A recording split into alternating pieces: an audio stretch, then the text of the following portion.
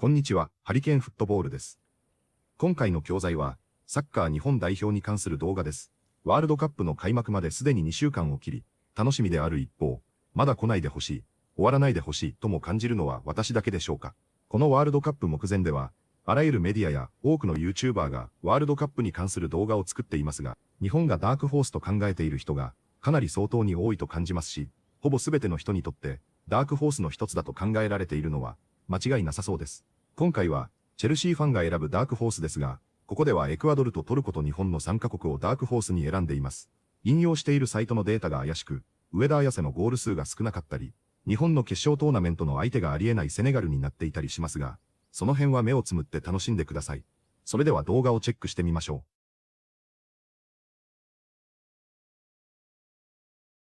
Yes, guys, I'm getting excited. The World Cup begins in less than 3 weeks, and we have got a series of videos coming out over that time to break down what is going to happen in the World Cup this summer. And today, I have made a video about the 3 dark horses for this year's tournament. You might be thinking, who are they? If you're smart, you'll have looked at the thumbnail. We're going to go through today Ecuador, Turkey, and Japan as my 3 dark horses for this year's World Cup. Let's begin with the South Americans and start with Ecuador. When it comes to Ecuador, there is some very clear things that we should look at early doors. They're currently number 23 in the FIFA World Rankings, but most importantly, a stat that blows my mind in the lead up to this competition is the one where they've only conceded 5 goals in 18 matches in qualifying. The manager is a man whose name I actually got a bit frightened of, so I went to TikTok to find out how to pronounce it. ¿El apellido del DT de Ecuador? De Becachese. Selección de Becachese. De Sebastián Becachese es su primera. El nombre se pronuncia así. Sebastián Becachese. So clearly here, the manager, Sebastián Becachese, is doing something right with this Ecuador team. With 5 goals only conceded, they finished second in the CONMEBOL qualifying. And if we take a look at their 8-year international record, they've been pretty consistent. And Ecuador seemingly are becoming so much more difficult to beat, with only 1 defeat in the last 2 years, with 9 victories during that time, including a 1-0 win at home to Argentina. Now, when it comes to the names in the Ecuador team, obviously as Chelsea fans, we're always going to be taking a look at Moises Caicedo. Hasn't had the greatest season with Chelsea, but he is their star man, as well as that Willian Pacho, who in my opinion is the unsung hero of everything that PSG have achieved, both last season and also this season as well. You got Pierre Hincapié, who is now a Premier League winner, potentially a European champion as well. So it's very easy to see where the solid defence comes from within this Ecuador team. Taking a look at a likely starting 11, Estupinan, who of course was at Brighton. You've also got that Hincapié-Pacho partnership in defence with Caicedo in front of them. That is the real bricks that make up this team, with Enner Valencia, the captain, up front, about to play in his 4th World Cup, which is a pretty remarkable achievement, and he's currently still playing his club football in South America at Internacional. And Ecuador right now haven't actually announced the 26-man squad. I believe it's coming out on the 1st of June, but when you're scrolling through the list here, you can see on the far right-hand side is the number of caps that each of those players have played for their country. There's a lot of very experienced international players in here. 60 caps already for Moises Caicedo is mental. They've got a mixture of players from all over South America, predominantly in Europe as well. And I really think Ecuador could go far, but let's take a look at who they've got in their group. Now, to the left of my face, you can see Group E. This is where Ecuador will be competing with Germany, Ivory Coast, and Curacao. And according to the simulation that I ran for the sake of this video, Ecuador finish on 6 points. We're going to do my World Cup predictions where we don't run simulations, but we actually go through and really break this down. But to be honest, I do agree with this. I think Curacao will be the whipping boys in the group, which means that Ecuador will have a very likely chance of at least finishing 3rd, but I believe that they will finish ahead of the Ivory Coast. According to the simulation, what that would mean then is they would go and face Australia in the next round, which ironically, if you look just above me right there, it would then be Turkey, who are the next team we're going to discuss in this video that they might face in the last 16. Now, Turkey could almost feel a little bit fortunate to be in the World Cup because they just about scraped past Kosovo in the European playoffs to make it here, but they are ranked number 25 in the world as of December 2025, and they didn't participate for 24 years in the World Cup since 2002. And we all know that they did pretty well there. They got to the quarterfinals of Euro 2024, losing to the Netherlands, and that average squad age is what I want you to focus on a little bit here, at 26.4 years old. In terms of their recent form as a nation, it's getting progressively better again. And we say that they've not played too many matches in 2026, but over the course of the last couple of years, Turkey have certainly been improving. Now, there was a big result that didn't go in Turkey's favour, which shows that on their day, they can really struggle against the big boys, with Spain beating them 6-0 in match day 2 of the qualification. Now, when it comes to the main players in this Turkey team, Vincenzo Montella sets them up in a 4-2-3-1, with 3 of the key players being 3 names that you'll all know: Arda Güler from Real Madrid, Kenan Yildiz, the exciting youngster from Juventus, and of course, Hakan Çalhanoğlu. All of these guys have had very good seasons, but one of my big picks for this tournament in terms of an explosion on the global stage is the Real Madrid man, Arda Güler. I think he's going to be fantastic, and obviously he was coached by Xabi Alonso at Real Madrid, but there are some names here in this Turkey starting 11 that I want to take a little look at. It's a very solid team through the middle, but again, a defence that could make mistakes, and it certainly, in my opinion, isn't the greatest defence of the tournament, but it's really in the final third where I think Turkey can hurt a lot of teams. So if you take a look to the left of me, Turkey are in a group with Australia, USA, and Paraguay. And no disrespect intended, particularly to any Americans out there, but I don't think this is going to be a great group for you to finish first in. You might qualify from it, but I don't think you're going to finish ahead of Turkey, and probably not Australia either. I actually do agree with the simulation pick here for Turkey. We'll look at this in a slightly different manner right now, because we can play a slightly more worst case scenario out here for Turkey. But let's say Turkey do finish second in Group D, round of 32 against Scotland could be likely, which you'd probably back Turkey to win that, although never write off the Scots on any given day. Morocco in the round of 16. It's a difficult route to the final for Turkey, but again, gambling on that attack, I do think Turkey, on any given day, could beat anyone. But when you look at this list of teams they could face, they could also easily be beaten as well. But as much as I think both Ecuador and Turkey could have very good tournaments at this year's World Cup, there is one team that I really think are going to surprise a lot of people, and that is Japan. They're in Group F with the Netherlands, Tunisia, and Sweden, who got in, very luckily, with Graham Potter as the manager. That's going to be fun. There isn't going to be any Mitoma in the Japan squad, but this is a Japan team right now that are a serious team. Their manager has been with them for the last 8 years, and unlike many teams that we will see at this year's World Cup, the tactics, it's almost as if they're a club that have been playing together for a very long time, with 3 at the back. But let's take a look at their recent record. They're currently 18th in the FIFA rankings, the #1 club from Asia, 7 wins, 2 draws, and a loss in qualifying.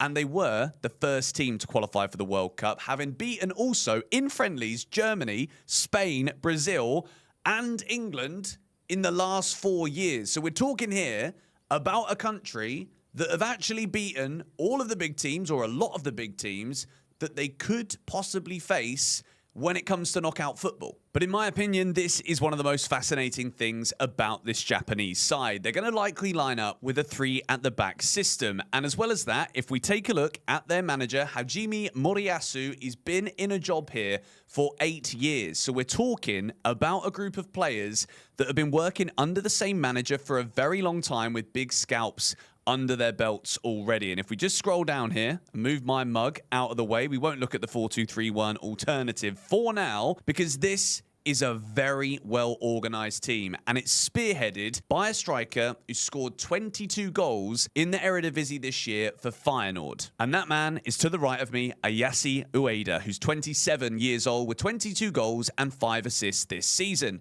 Now, of course, Kaoru Mitoma would be a fantastic player in this Japanese squad, out with a hamstring tear. But this is where, when it comes to international football, players that are playing together regularly in the international team with a setup that they've been working with for many years, this can be very valuable when it comes to finding your feet in the tournament. I think Japan might find it quickly. Now, again, in this video, I didn't want to do my predictions because that's going to come in another video. But according to the simulation that we ran here, Japan might finish second in Group F alongside the Netherlands, Sweden with Graham Potter as their manager, and Tunisia, who unfortunately finish here with 0 goals scored and 11 conceded. I think that's a little bit harsh on Tunisia, to be honest, but let's say Japan finish second. They might be looking at this group and thinking, I reckon we can finish ahead of the Netherlands, who have got a good team again in this competition, but I'd never say the Netherlands are dark horses. I'd say Japan could be.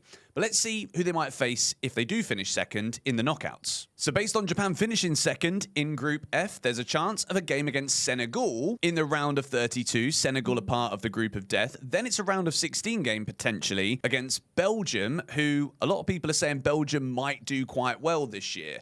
But people have been saying that forever, so I couldn't include them in a Dark Horses video. Germany, who I also don't think are going to be that brilliant in this tournament. And then you're starting to look towards the semi-finals. Listen, there's so many different stipulations and unknowns from this tournament. It's the first 48-team World Cup. We have got 8 of the best third-place teams that will progress into the round of 32. So without actually going through and predicting the whole tournament, it's very difficult to pinpoint exactly where all of these countries will end up. But for me, Ecuador, Turkey, and Japan are the teams to watch out for at this year's World Cup. Let me know yours in the comments. Subscribe if you are new, and I'll see you in the next video. 次は解説です。今回も難しいボキャブラリーは多くありませんでしたが、フットボールの文脈でよく使われそうな表現もいくつか解説していますので、本日の解説をチェックしてみましょう。 Here, you can see on the far right-hand side is the number of caps. キャプスはスポーツニュースで頻繁に登場する表現です。特にサッカーやラグビーでは代表出場数を意味します。キャップ数と日本語でも当たり前に使われていますが、もともとは代表選手に記念の帽子が贈られていたことが語源であることはあまり知られていないでしょう。アーナキャップはキャップを稼ぐという意味になりますが、代表デビューするという意味で使われます。Most capped player は最多代表出場選手です。Here, you can see on the far right-hand side is the number of caps. Here, you can see on the far right-hand side is the number of caps. I think Curacao will be the whipping boys in the group. Whipping boys はスポーツでよく使われる表現です。もともとは16世紀から18世紀頃のイギリスの王子の代わりに罰を受ける少年のことで、王子は身分が高すぎて直接叩けなかったため、王子が悪いことをすると、代わりに教育係の少年が鞭打たれました。つまり、いつも罰を受ける人という意味から、いつも負けるチームや、格下扱いされるチームとして使われる表現です。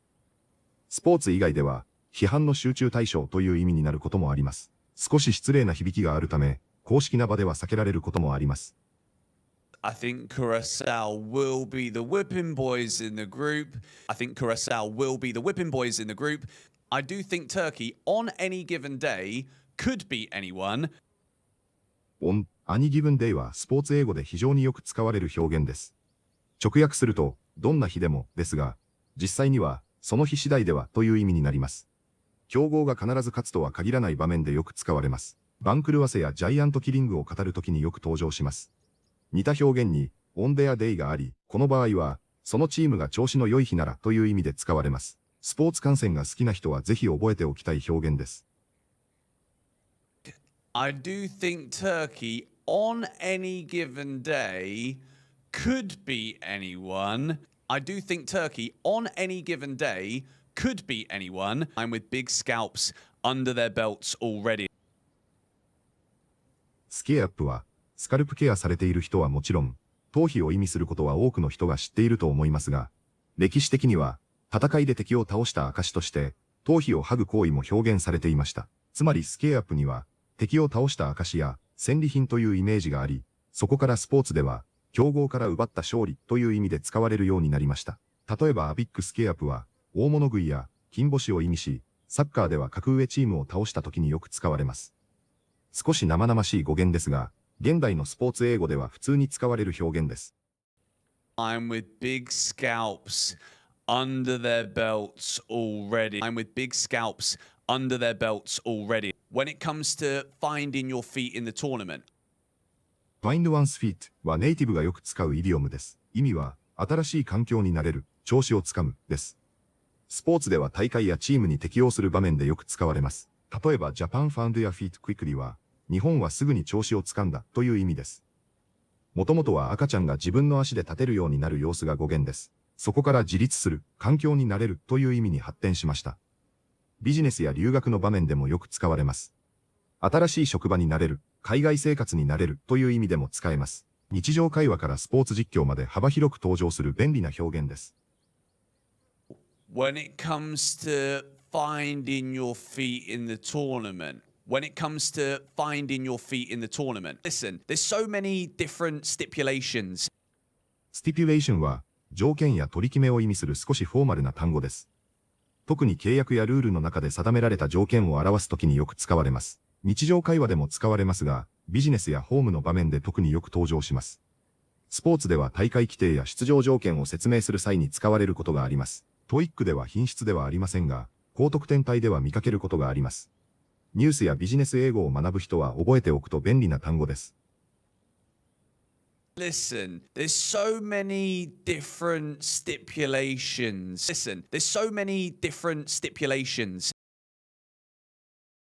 いかがでしたか？